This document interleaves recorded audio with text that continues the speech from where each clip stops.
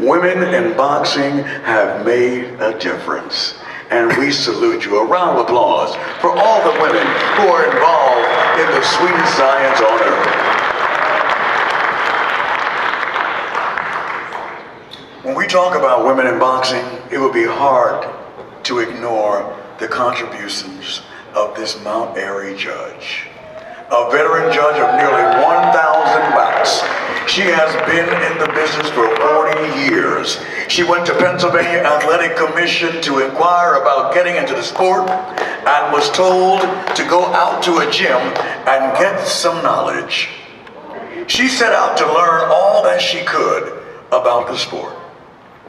She walked into Smokin' Joe Frazier's training camp on Broad Street in Philadelphia. He admitted he didn't know about judging, but he taught her some finer points about fighting. And afterwards, she would attend this gym working hands-on with former heavyweight champions. Adding to her boxing knowledge, she enlisted the services of Carol Polis, the first woman boxing judge in America. The lessons she learned from Frazier, Polis, and the former heavyweight champion, former New Jersey State Athletic Commissioner Joe Walcott. She began the next stage of her journey. Equipped with an incredible amount of knowledge and love of the art form, the commission granted her approval for a license, and she started professional boxing in March of 1982. And in Philadelphia, she had assignments. She first officiated her first bout in Atlantic City in 1982. Became the first African-American female boxing judge in Atlantic City and Pennsylvania. Would you please give a warm round of applause for the beautiful Lynne Carter.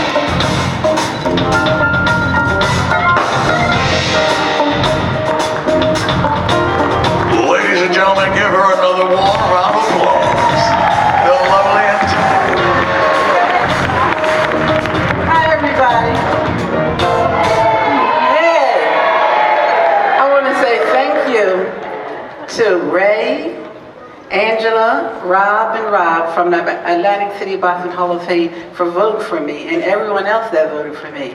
I am so happy and so excited to be here, and I also want to say congratulations to all the other inductees. I have like 40 years. I'm shocked my own self.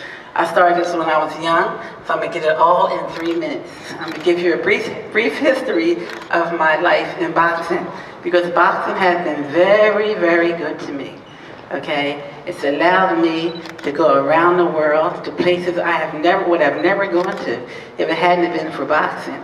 It allowed me to meet Joe Frazier, and I have to tell you about this because everybody says, "Well, how'd you get into boxing?" Well, I decided I should go to the boxing matches with my first boyfriend and his brothers. And they said, "Oh, then you're pretty good at picking the winners. You should try it." Well, I didn't think about it. But later, when I was out of work, I said, "Let me go try this boxing stuff." So when I went down to the State Athletic Commission, they didn't want me in it. They didn't want no females in it. I said, "I'm sorry, but I want to do it. So I'm going to try it." And so I got my I got my application. He said, "Well, where are you going to go? You got to go to a gym." I didn't know no gym but Joe Frazier's. But I didn't know Joe Frazier. So I go up to the gym. And I said, "I'd like to meet Joe Frazier." And they said, "Well, like who are you?" I said, "Well, I want to be a boxing judge." And so I want Joe Frazier to train me. Really, Joe don't train in boxing. He does the fighting. So he didn't want to come out first. And then the secretary went and said, "There's a pretty young girl out there that wants to meet you." But Joe really came right out after that. He was coming out the shower. and he came out. He said, "Well, what do you want with me?" I said, "Well, I want to be a judge." He said, "I don't like judges, I don't like referees, I don't like announcers." I said, "Listen, I want to be a boxing judge. And they say that you're the best. So I want to be trained by you because you're the best. And he asked me about one fighter. He said, well, what do you think about this fighter? You think he'd be a good champion? Well, I was going to say, yes, what did I know? I don't know nothing about boxing. And then his secretary was behind him saying, and I said, of course not. And he said, okay, I'm going to train you. I said, all right now. So anyway, I started with him. And in 3 months, I went to that gym religiously. I didn't even realize how important that gym was because there were so many people coming down to that gym. All kinds of champions, all kinds of people in boxing and everything, but I didn't pay them any attention because I was there to learn my craft. So I went to that gym. In 3 months, I was out of it. My main goal was to get to Atlantic City. I want to be in Atlantic City. So I hooked up with Percy Richardson, and then he hooked me up with Bob Lee and Jersey Joe Walcott. I went to Atlantic City. In 6 months. I had my license in Atlantic City. I was like 2 tickets. And then I went on, and I got in. I was the first African American female in Atlantic City, and I was very proud of that. And in Atlantic City, they didn't treat me so nice at first, okay? The guys would have a room upstairs, they made me go sit ringside. I wasn't, I can't go up to the room then. I said, what? You can't go up there. It wasn't until Larry Hazard became commissioner that they allowed me to go to the room, okay? Yeah, so I have to say, I forgot this part, because I'm trying to get to it. I have to give credit to Larry Hazard for all that he's done for me, but I have to give a lot of credit to Bob Lee because he trained me when I first started, and those same score and methods that he trained me on are the same ones that I use today, okay? And it has never failed me, right? So I'm going to get back to the story in a minute, but there's a couple of people I want to thank before I forget.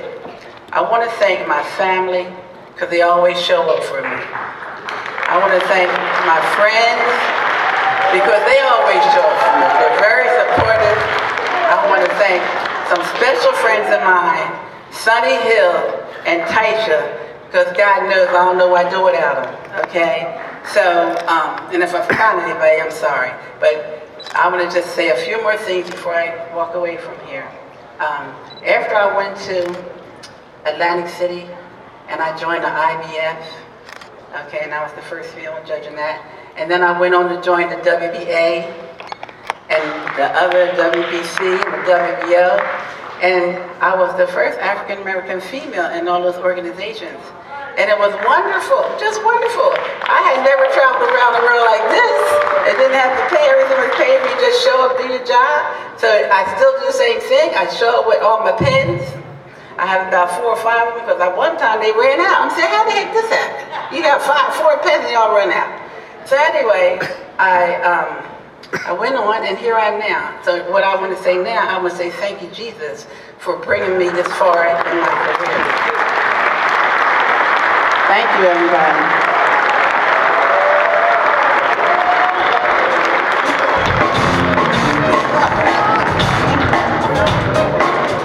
Give another warm round of applause for